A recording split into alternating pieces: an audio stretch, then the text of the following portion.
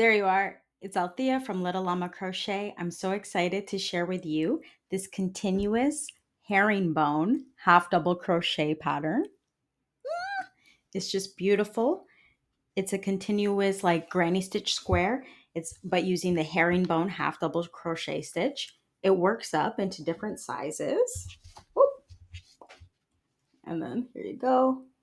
Different size squares.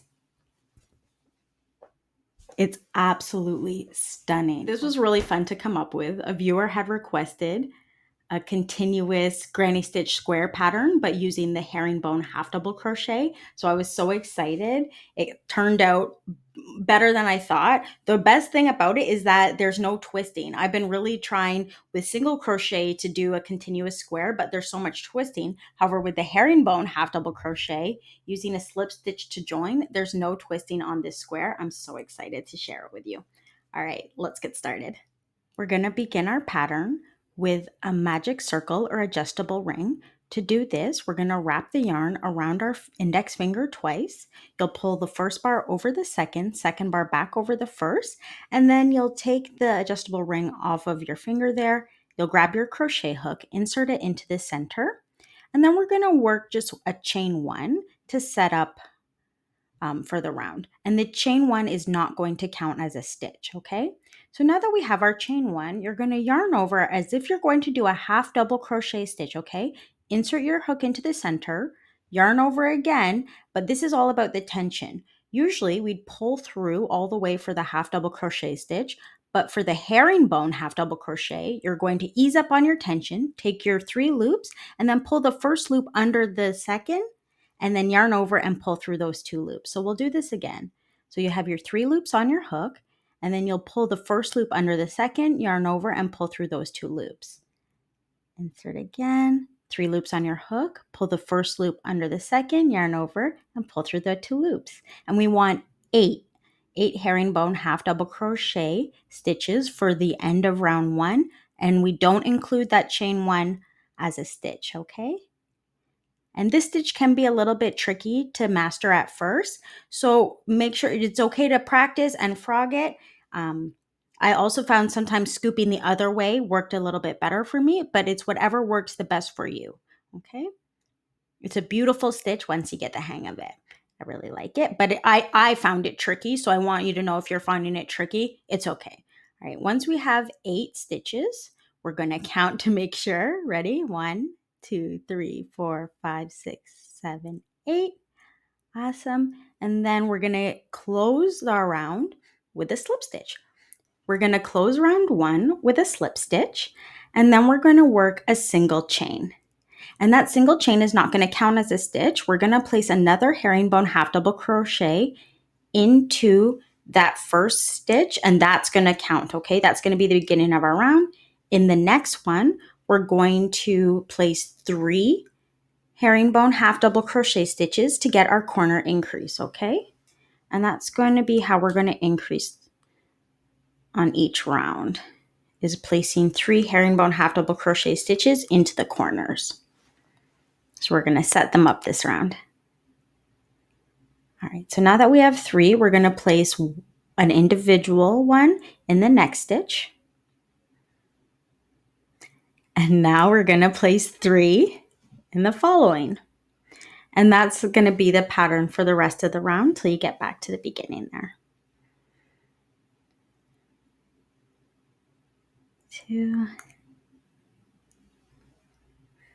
3. And now you've worked your corner, you're going to place 1 individual herringbone half double crochet stitch.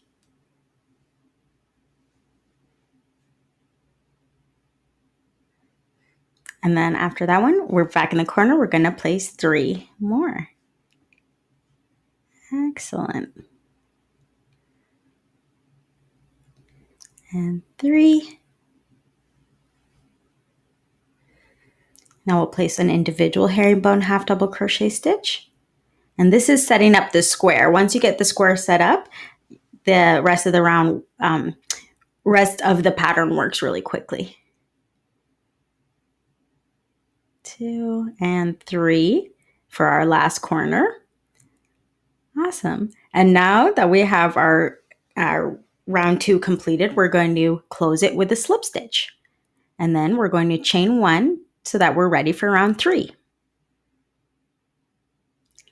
Awesome.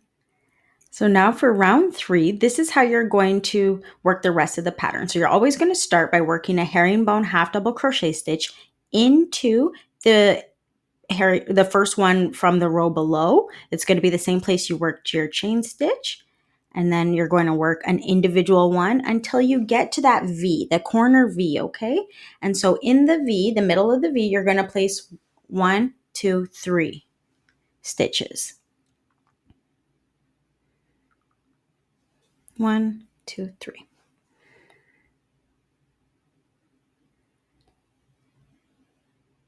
And then you're going to place 1, 2, 3 individual herringbone half double crochet stitches across.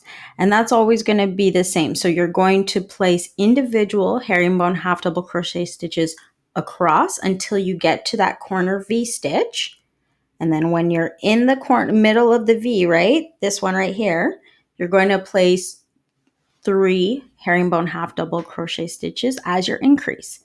And that's it. So like on each in the middle of the V, you keep increasing 3 of them.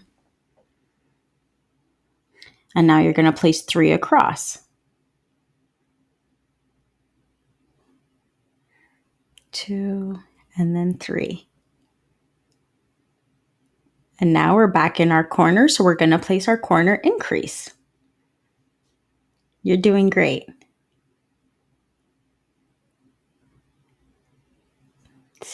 2 and 3. And so you're going to continue working the round like that. We place 3 individual herringbones across next. All right, so let's do this together. We're going to complete this round. So we're going to work our 3 individual herringbone half double crochet stitches across our granny square or continuous square. And now we're back in the corner. And in the middle of our V, you're going to place 1, 2, 3 herringbone half double crochet stitches.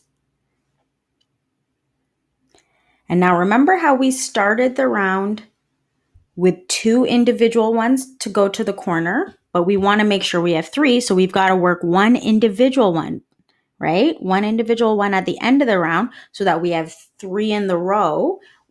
If you don't include that chain stitch, okay? So the chain stitch doesn't count. So you're going to, same with the slip stitch. They're really our join and to get to the next round. So you're going to slip stitch close, round 3, chain 1, and now you're ready for round 4.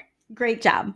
Round 4, we're going to do together. This will be the final round that we'll work together. So we're going to start with a herringbone half double crochet stitch in the same stitch that we worked our chain stitch or into the first one of the herringbone half double crochet below. And then we're going to actually work 3 individual ones until we get to our corner V stitch. 3. And then now we're in our first corner. So in our first corner, you're going to place 3 herringbone half double crochet stitches.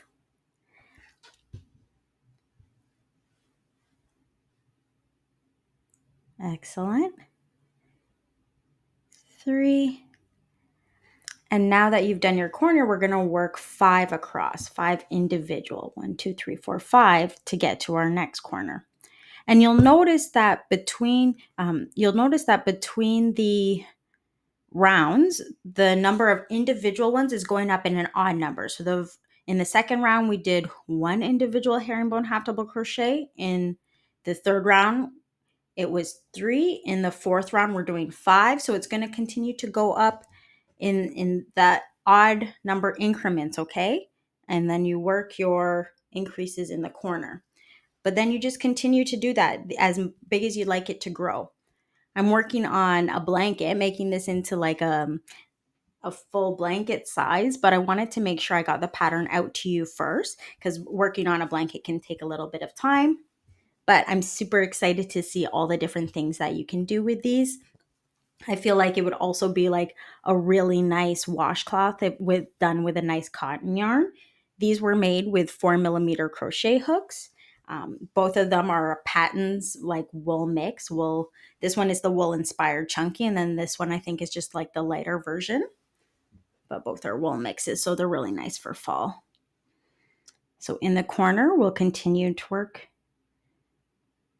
our 1, 2, 3 for the corner increase. Other tips you'll need for success with this pattern is to ease up on your tension. I found that holding my tension super tight, it was almost impossible to get the loop through that first loop there that I wanted. So if I was to ease up on my tension, specifically on the index finger, then I was able to pull it through easier. So I would say ease up on your tension. Make sure that you're counting, that you have the right number to end your row. So this one we want 5, right? So we're going to do 2 individual herringbone half double crochet stitches until we get to the end. We're going to close it with a slip stitch and then work our chain 1.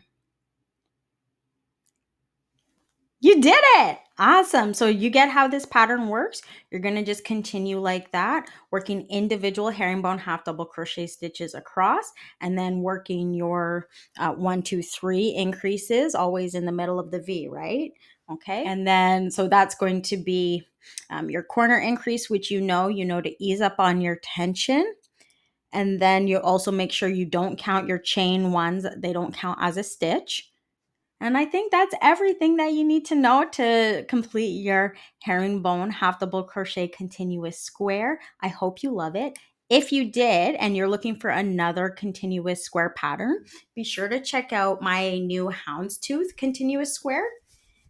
This is a continuous houndstooth square pattern. It works very similarly, where you work your increases in the corner and then you work the houndstooth stitch across the row, and then you just grow it as big as you like it to go. This is the full baby blanket size, and that's what I'm hoping to do with this one. I hope you love it. Be sure to let me know what you make, and then be sure to check out the continuous houndstooth square. All right, bye.